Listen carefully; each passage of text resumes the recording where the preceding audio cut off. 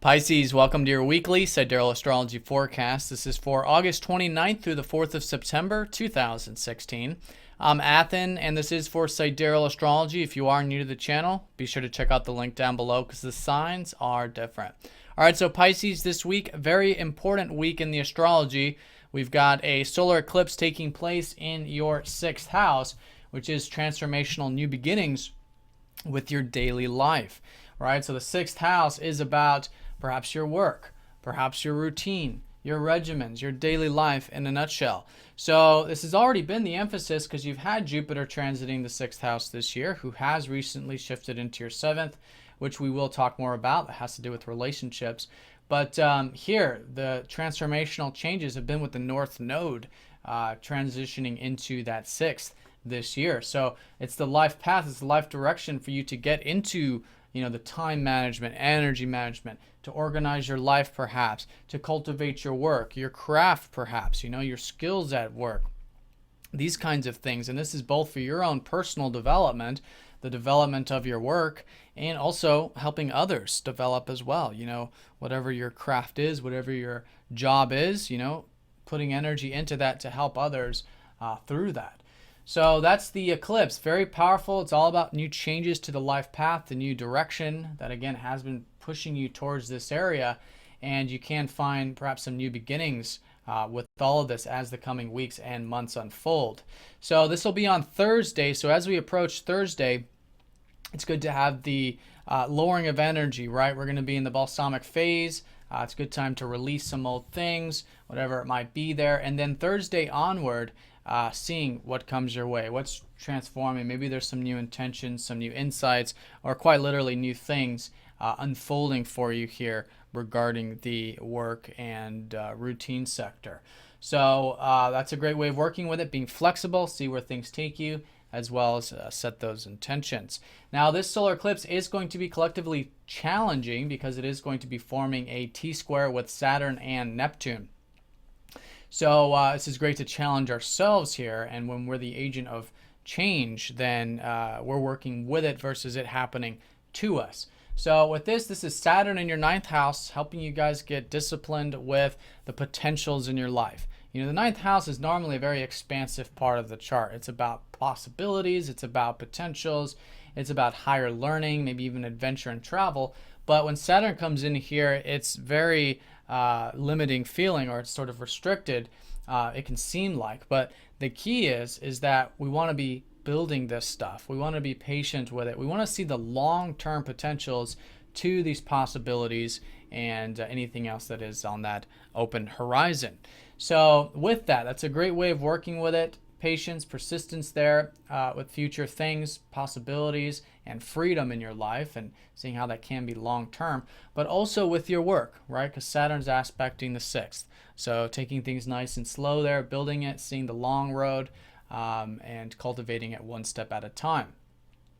Now, Neptune's playing a big role, and this is, of course, your modern ruler. So a lot of you have been hearing me talk about this uncertainty and doubt when we try to figure things out too much this year.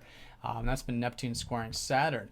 But the challenge with this and the liberating point is that we can build things and cultivate things through living in the present moment, through surrendering the outcomes to things, right? Not projecting into the future. And so this has been Neptune in your 12th house, as well as the South Node, helping you come to spiritual peace, spiritual tranquility, and to maybe get that alone time, your intuitive time. This is your house. So it's very natural for your ruler to be here.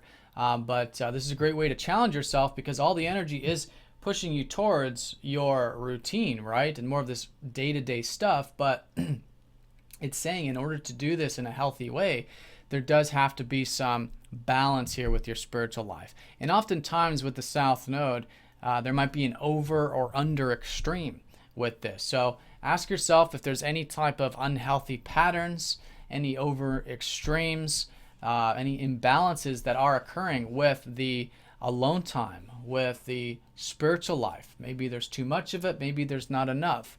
And a lot of it too is very deep in a sense that this is your, this is the house of psychology. This is the house of your spiritual connection, right? The connection to your spiritual self. So it does require acceptance of the deep self and willing to dive deep with the deep self, but within moderation and within balance. So seeing where there might be some extremes is the first step. That's the awareness of it.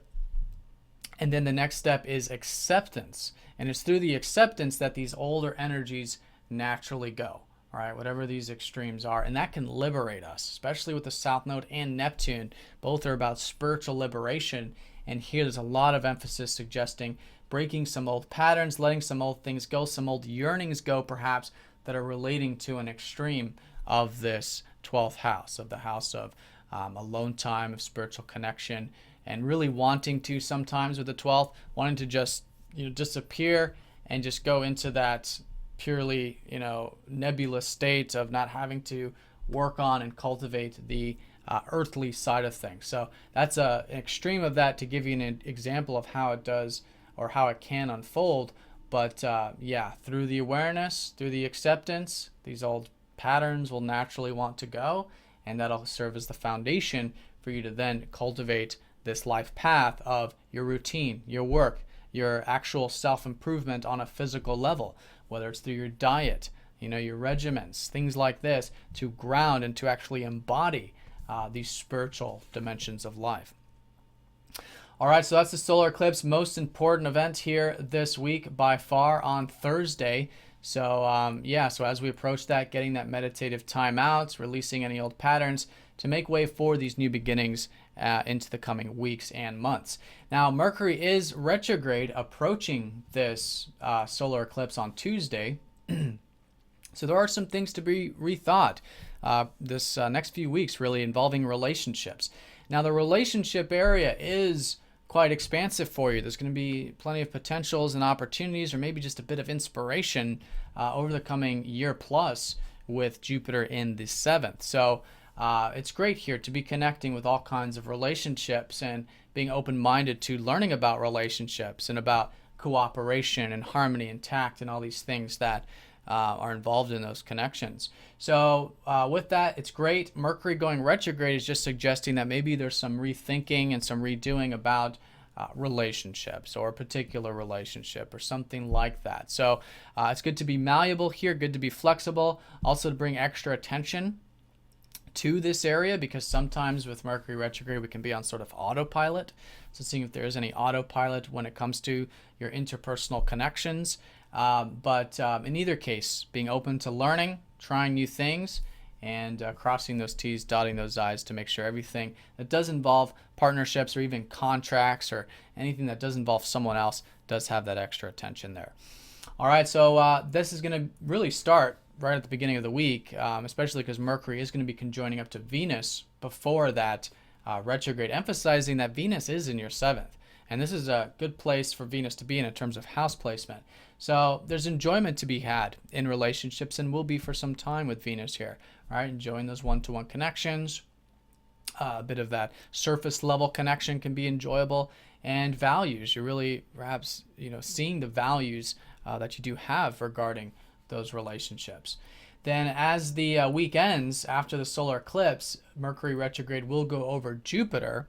So towards the weekend, seeing those potentials, right? Rethinking those potentials and possibilities that are certainly shaping up for you with those connections. All right, so Pisces, that's the week in a nutshell. Definitely an emphasis here on the solar eclipse. Things are transforming, they're changing for you to really get into the earthly embodiment of our own personal development, our spiritual development, but living it, embodying it through the routine, through self-improvement, helping others improve and do the same as well. All right, so I hope you guys have a fantastic week. Thank you for watching, and I'll see you all next week.